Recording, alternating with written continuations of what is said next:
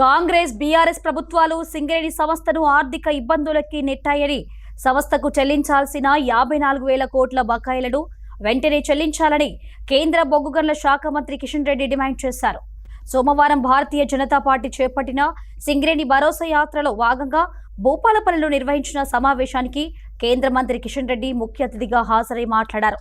సింగరేణిలో బొగ్గు మాయమైందంటూ హరీష్ రావు, కేటీఆర్ తనకు ఉత్తరాలు రాస్తున్నారని, వాళ్లున్న 10 ఏళ్లు సింగరేణిలో కేంద్రానికి వాటా ఉందన్న సంగతి తెలియదని ప్రశ్నించారు. బీఆర్ఎస్, కాంగ్రెస్ ఎవరికి తోచినంత వాళ్ళు దోచుకున్నారని ఆరోపించారు. సింగరేణి బీఆర్ఎస్ పార్టీ అధికారంలో ఉన్నటువంటి 10 సంవత్సరాలలో మన పైసలు పెట్టున్నాయో 25,902 కోట్ల రూపాయలు మన కార్మికుల పైసలు, మన కార్మికుల కష్టార్జితం, సింగరేణికి సంబంధించినటువంటి డబ్బులు ఇవ్వకుండా బాకీ పెట్టాడు.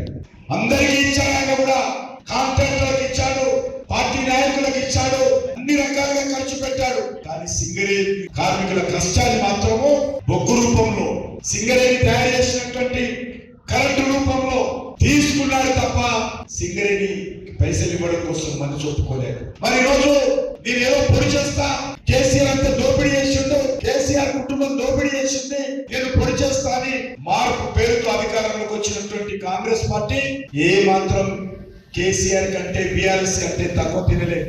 రేవంత్ రెడ్డి అనేక రకాల మాట్లాడాడు, ఇప్పుడు కూడా మాట్లాడతాడు. నోరు తెలిస్తే పాయింట్లలో తొండదోలుతా, నోరు తెలిస్తే పేగులు తీసి మెరుగేసుకుంటా, నోరు తెలిస్తే కళ్ళు పిక్కి గోళీలాడుతా.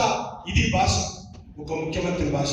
మీ 2 పార్టీలు ఒకటే, మీ 2 పార్టీలు కూడా సింగరేణి దోచుకున్నటువంటి పార్టీలే.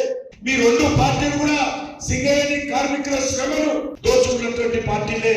మీరు కాంట్రాక్టులకు ఇవ్వడానికి డబ్బులు ఉంటాయి, అనేక ఇతర కార్యక్రమాలకు డబ్బులు ఉంటాయి, కానీ సింగరేణికి ఇవ్వాల్సినటువంటి డబ్బు కాంగ్రెస్ పార్టీ ఇవ్వలేదు. 26,875 కోట్ల రూపాయలు కాంగ్రెస్ పార్టీ ఈ 2.5-3 సంవత్సరాలలో సింగరేణికి రావాల్సినటువంటి డబ్బు ఇవ్వకుండా బాకీ పెట్టారు. ఆల్మోస్ట్ మొత్తం ఈ రోజు 54,879 కోట్ల రూపాయలు ఈ 2 పార్టీల పాపం కారణంగా, ఈ 2 పార్టీల మోసం కారణంగా సింగరేణి కార్మికుల శ్రమను చెల్లించకుండా అడ్డుకుంటున్నారు.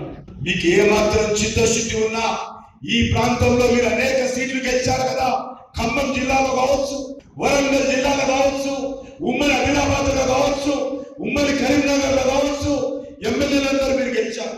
మరి మీకు ఏమాత్రం చిత్తశుద్ధి ఉన్నా ఈ రాష్ట్రానికి వస్తున్నటువంటి ఆదాయంలో ముందుగా సింగరేణి కార్మికుల అప్పు మీరు కట్టాల్సిందిగా నేను సవాల్ చేస్తాను. సింగరేణి కార్మికులను కోరుతా ఉన్నాను, ఈ ప్రాంత ప్రజలను కోరుతా ఉన్నాను, రాజకీయాలకు అతీతంగా ఈ ప్రభుత్వాల మీద, ఈ 2 పార్టీల మీద కలిసికట్టుగా పోరాటం చేయాలి. అడుగడుగునా నిలదీయాల్సిన పరిస్థితి వచ్చింది.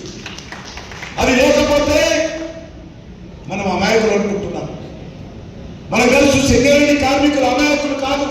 తెలంగాణ ఉద్యమంలో అన్ని వర్గాల కంటే ముందుండి తెలంగాణ సాధనలో కీలక పాత్ర పోషించినటువంటి కార్మికులు, నల్ల సూర్యుడిగా మన పేరు పెంచుకున్నటువంటి కార్మికులు, నల్ల బంగారాన్ని తయారు చేసేటువంటి బొగ్గు గని కార్మికులు, మనమందరం కూడా చైతన్యం కావాల్సిన అవసరం. పోరాట బాట పెట్టకపోతే ఇదే విధంగా మన శ్రమను దోపిడీ చేస్తాం.